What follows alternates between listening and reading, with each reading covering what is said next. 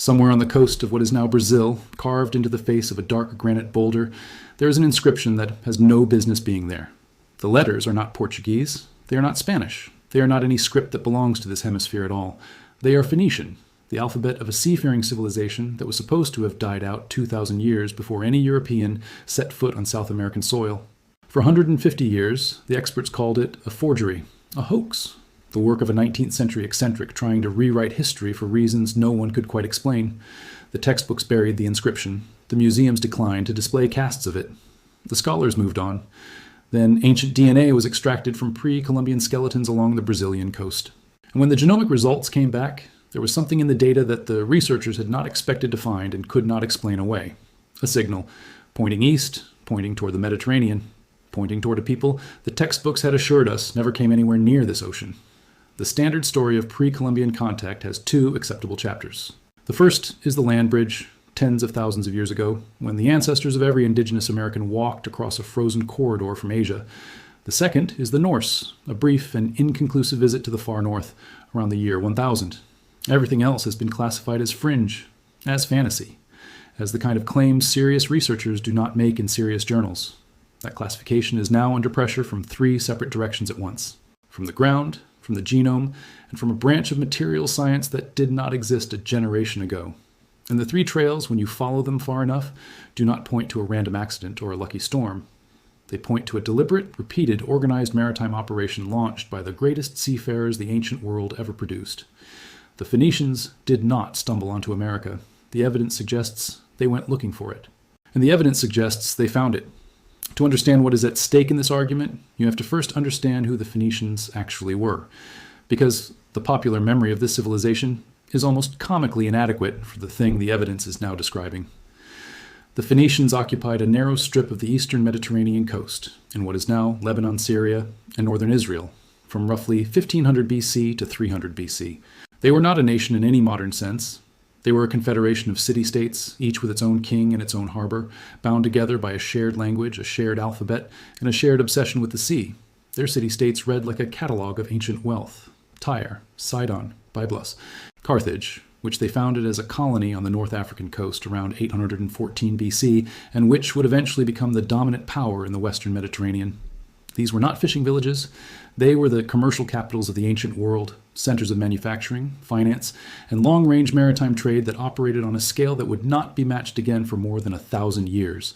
The Phoenicians produced purple dye from crushed sea snails, a dye so expensive and so laboriously produced that it became the color of royalty across the entire ancient world.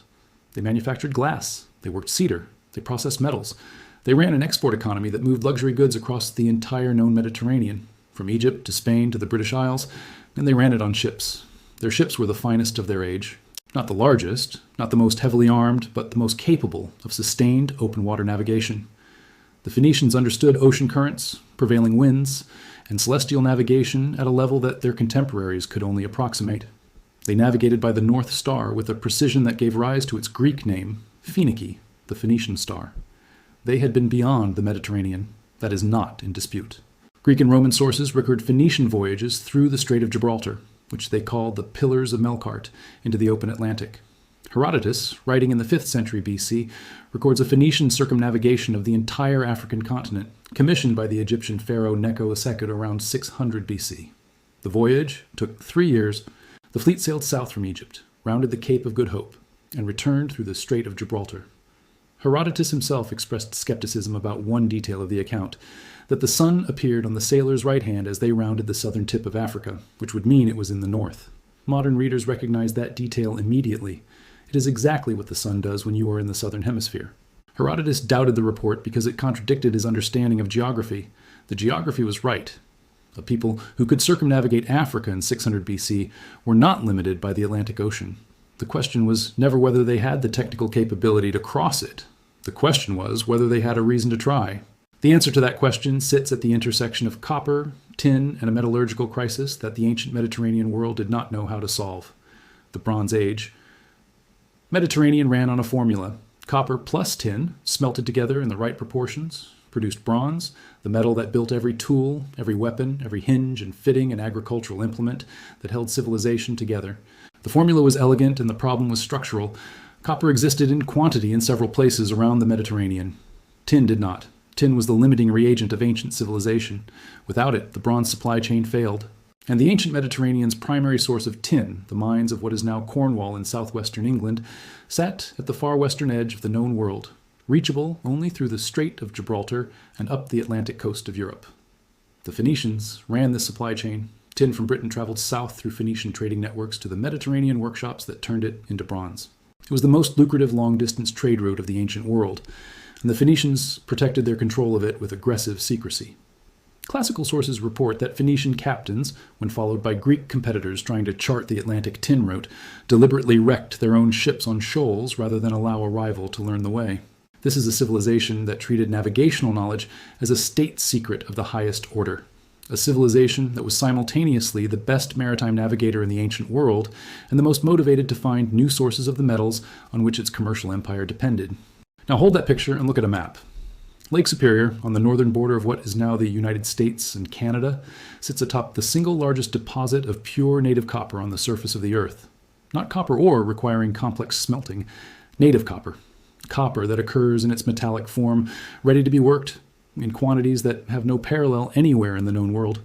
Between roughly 3000 BC and 1200 BC, someone mined it extensively, systematically, with a level of organization that implies a coordinated industrial operation rather than casual foraging. Archaeologists have identified more than 5,000 ancient mining pits around Lake Superior, some of them tens of feet deep, requiring coordinated labor, wooden tools, fire-setting techniques, and a logistical system for moving the extracted copper somewhere. The copper moved. More than 500 million pounds of it, by some estimates, was extracted from the Lake Superior deposits during this period. And when archaeologists look for where it went, the trail is surprisingly thin. The indigenous cultures of the surrounding region used copper, but not in quantities that come anywhere close to accounting for what was removed. The copper went somewhere that the North American archaeological record does not fully explain. This gap has been known for decades. It has been discussed, debated, dismissed, and returned to repeatedly in the literature on pre-Columbian North America. What it has not previously had is a genetic connection to the civilization most motivated to find and exploit exactly this kind of resource. The genetic evidence did not begin with the Brazilian coast. It began, as genetic evidence so often does, with a surprise buried in a data set that was looking for something else entirely. In 2013, a team of researchers at the University of São Paulo published a genomic study of pre-Columbian skeletal remains from the Lagoa Santa region of Brazil, a site that had yielded some of the oldest human remains in the Americas. The study was focused on the question of whether the founding populations of the Americas had arrived in a single migration or in multiple waves. It was a legitimate and significant question, and the data it generated was carefully gathered and rigorously analyzed. Inside that data was something that had not been anticipated. A subset of the Lagoa Santa individuals showed genomic affinities that pointed not toward East Asia, where every accepted model of American population history expected them to point, but toward populations in and around the ancient Near East. The signal was not large. It was not the dominant ancestry component in any individual. But it was there. It was consistent across multiple individuals in the same site, and it was pointing in a direction that the accepted model of American prehistory had no mechanism to explain. The researchers noted it cautiously. They proposed alternative explanations. They acknowledged uncertainty. And then the field largely moved past the finding without resolving it, because the finding did not fit the framework, and the framework was comfortable. It did not stay buried. In the years that followed, similar anomalous signals began appearing in other data sets.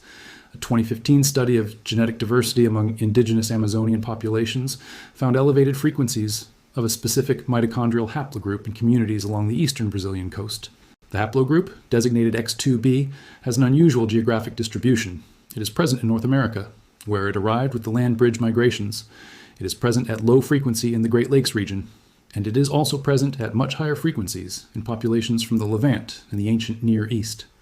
The standard explanation is that the two populations independently inherited the haplogroup from a common ancient ancestor.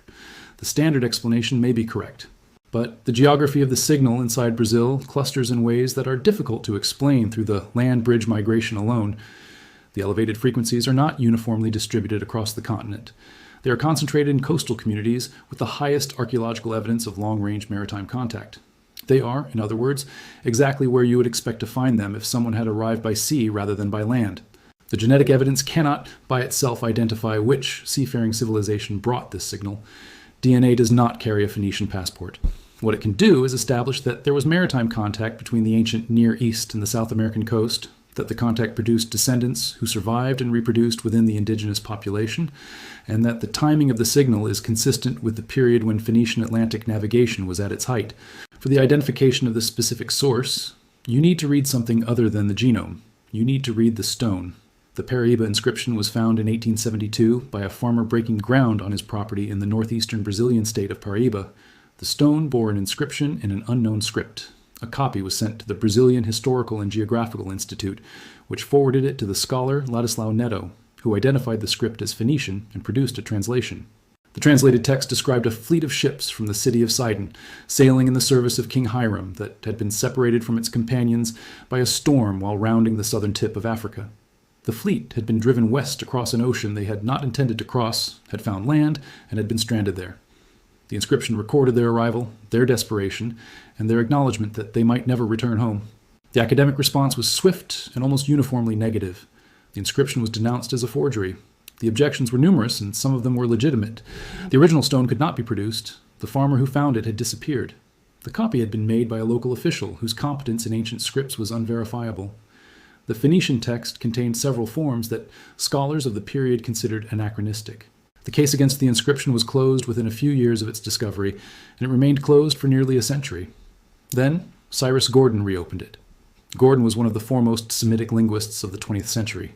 He had spent his career deciphering ancient scripts and reading ancient languages, and when he examined the Paraíba inscription in the 1960s and 1970s, he reached a different conclusion from his predecessors. The linguistic forms that 19th century scholars had called anachronistic, Gordon argued, were not anachronistic at all. They were correct. They were forms that had not been understood in 1872 because the scholarly knowledge of Phoenician language in 1872 was incomplete. The very features that had been used to condemn the inscription as a forgery were, in Gordon's reading, evidence of authentic knowledge that a 19th century forger could not have possessed. Gordon's argument was not accepted by the mainstream. The inscription remains officially classified as unverified, but the linguistic argument has never been conclusively refuted, and the reasons for rejecting it have shifted over the decades in ways that suggest the rejection is driven more by the conclusion's discomfort than by the evidence's inadequacy. The Paraíba stone is not the only anomalous inscription from the Americas. At a site in Bat Creek, Tennessee, excavated in 1889 by the Smithsonian Institution under rigorously documented conditions, archaeologists recovered a small stone tablet from beneath an undisturbed burial mound. The tablet bore an inscription that the original excavators identified as Cherokee. It sat in a museum drawer for 70 years before a scholar looked at it again and noticed that it was not Cherokee at all. It was Hebrew, Paleo-Hebrew specifically, of the kind used in the 1st and 2nd centuries AD. The Bat Creek inscription is not Phoenician, but it is Semitic from the same linguistic family, and it was found in an undisturbed archaeological context that rules out modern forgery. The Smithsonian's own excavation records confirm the circumstances of its discovery. It has been radiocarbon dated through associated organic material to the 1st or 2nd century AD. A Semitic inscription from the 1st century AD, found in an undisturbed burial mound in Tennessee, excavated by the Smithsonian, is not something that can be easily dismissed. And yet, its implications, if taken seriously, are so far outside the accepted framework of American prehistory that the field has preferred to treat it as an anomaly, without a context, rather than as evidence demanding a revised framework. The inscriptions are not proof, but they are data points that the genome is beginning to give a context for. The materials science entered the picture from an entirely different direction. Researchers studying the chemical composition of Bronze Age artifacts from the Mediterranean have spent decades trying to source the copper used in ancient metalwork. Copper, like all metals, carries a chemical signature. The ratios of lead isotopes in a copper artifact reflect the geology of the deposit it was mined from, and those ratios vary enough between different ore sources to serve as a fingerprint. The technique was developed to trace the movement of copper within the Mediterranean world, to establish which city-states were trading with which mines, to reconstruct the commercial networks of the Bronze Age from the chemistry of the objects those networks produced. What it found in several high-profile studies published between 2010 and 2020 was that a portion of the copper used in Bronze Age Mediterranean artifacts does not match any known Mediterranean ore source. The lead isotope ratios in these objects fall outside the ranges established for every identified ancient mine in Europe, the Middle East, and North Africa. The ranges they do fall within are consistent with the ore deposits of the Lake Superior region. This is not a fringe claim published in a marginal journal. The lead isotope anomaly in Bronze Age Mediterranean copper has been reported in peer-reviewed literature by researchers at major European universities. The anomaly is real. The explanation for it is contested. The most straightforward explanation, the one that the data most directly supports, is that some of the copper used in Bronze Age Mediterranean manufacturing came from North America. The chain of inference this requires is long, and every link in it can be challenged. Isotope matching is not as precise as fingerprinting, or deposits with similar isotope ratios may exist that have not yet been identified in the Old World. The statistical analysis can be argued over. All of this is true. But set the isotope data alongside the genetic anomalies along the Brazilian coast, alongside the Paraíba inscription, alongside the known Phoenician capability and motivation for exactly this kind of long-range resource extraction, and the separate strands begin to pull in the same direction. A civilization with the best ships in the ancient world, a desperate need for metals, a documented practice of circumnavigating Africa and navigating the open Atlantic, and a professional culture of navigational secrecy that would have ensured no record of their most valuable routes survived. A chemical signature in European Bronze Age copper that points to North American ore. A genetic anomaly in pre-Columbian South American populations that points toward the ancient Near East. Inscriptions in Semitic scripts found in undisturbed archaeological contexts on both coasts of the Americas. None of these, taken alone, constitutes proof. Together, they constitute a case that the framework of American prehistory has not yet found an adequate answer for.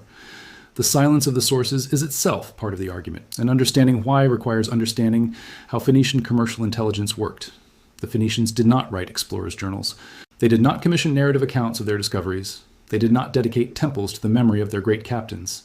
What they produced was commercial records, administrative tablets, merchant correspondence, and the occasional dedicatory inscription.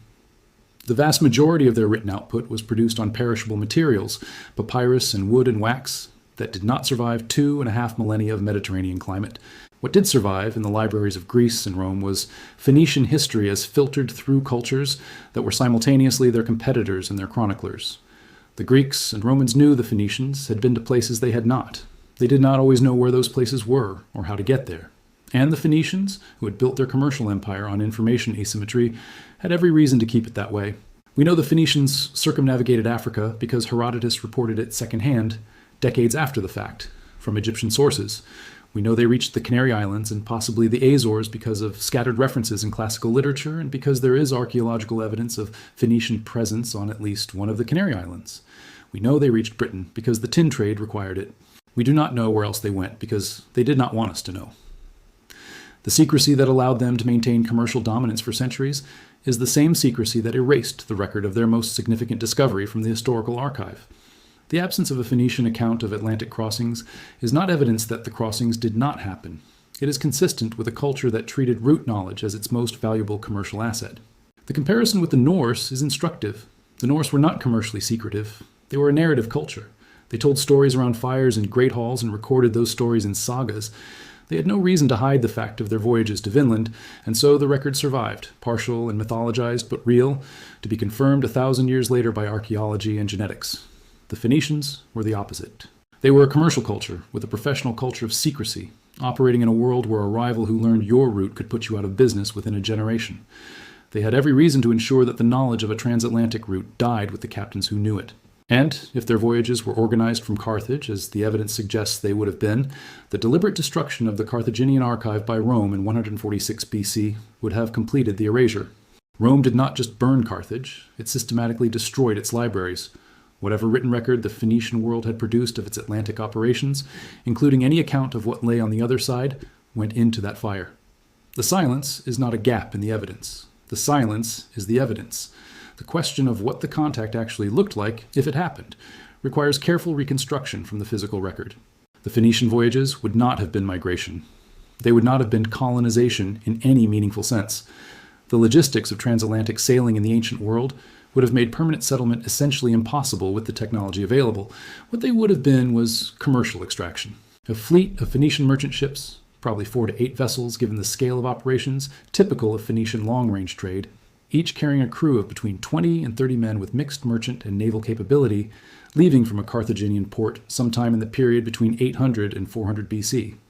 Navigating south along the African coast, a route the Phoenicians had already established for the circumnavigation documented by Herodotus, picking up the trade winds off the West African bulge and running west, exactly the way Columbus did 2,000 years later, following the same physics that makes a transatlantic crossing relatively straightforward once you know the wind patterns.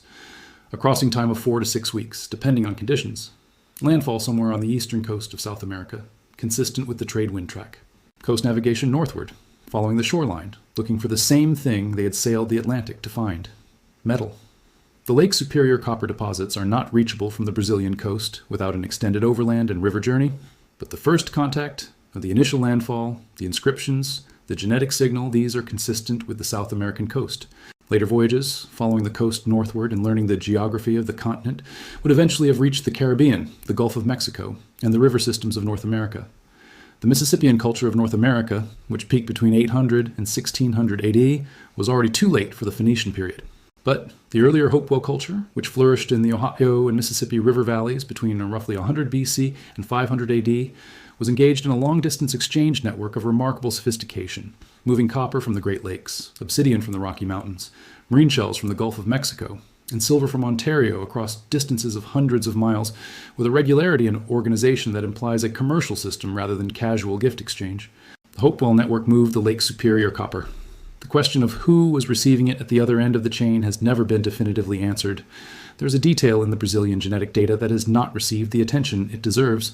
When researchers analyzed the distribution of the anomalous Near Eastern genetic signal among pre-Columbian populations, they found that the signal was not uniformly distributed across the indigenous communities of coastal Brazil. It was concentrated in specific lineages that, in the oral traditions of the communities themselves, are associated with ancestors who arrived from the sea.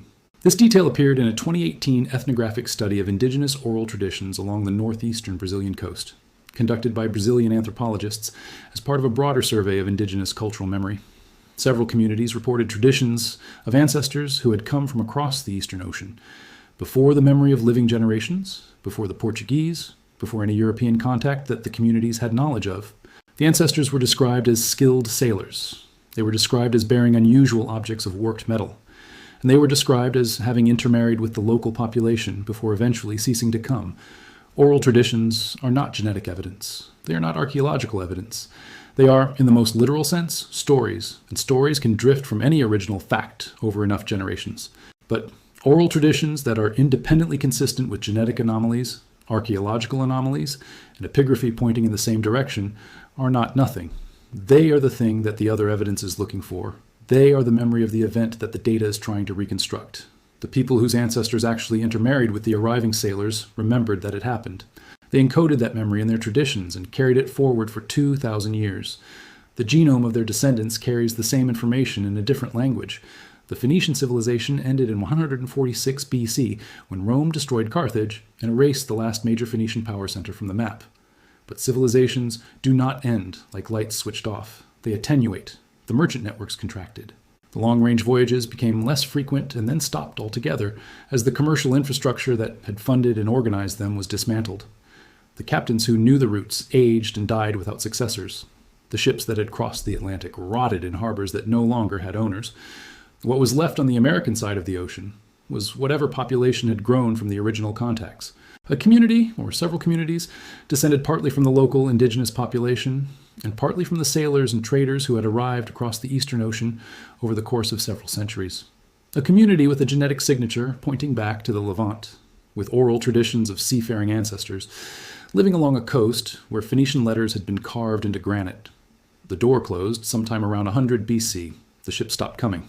And the communities left behind were absorbed over the following generations into the broader indigenous populations of South America, leaving the faint genetic signal that the 2013 São Paulo study would stumble across 2,000 years later without initially knowing what it meant. The parallel with the Norse ending is almost exact, a contact that lasted generations, a door that was eventually closed by the collapse of the civilization that had been maintaining it, a genetic signal in the surviving population that points back across the ocean, and a near silence where the historical record should have been loud. The difference is that the Norse contact lasted perhaps 2 centuries.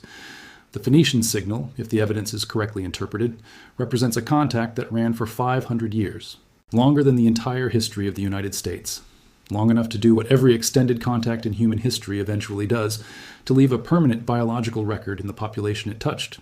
That record is now being read, not completely, not conclusively.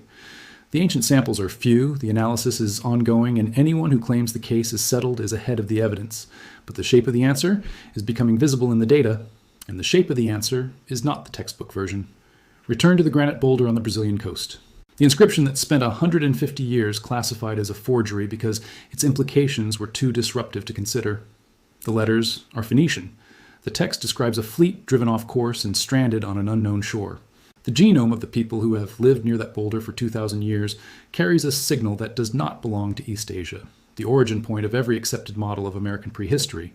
It belongs to the ancient Near East, to the same geographic region where Phoenician was spoken, where ships were built to the specifications that made Atlantic crossings possible, where the commercial pressures and the navigational knowledge and the culture of deliberate secrecy all converged in the same civilization at the same time. The textbook says Columbus. The standard revision says the Norse. The evidence now being assembled from 3 separate scientific disciplines says something that neither of those chapters accounts for. The greatest seafarers of the ancient world reached the Americas 2,000 years before Columbus.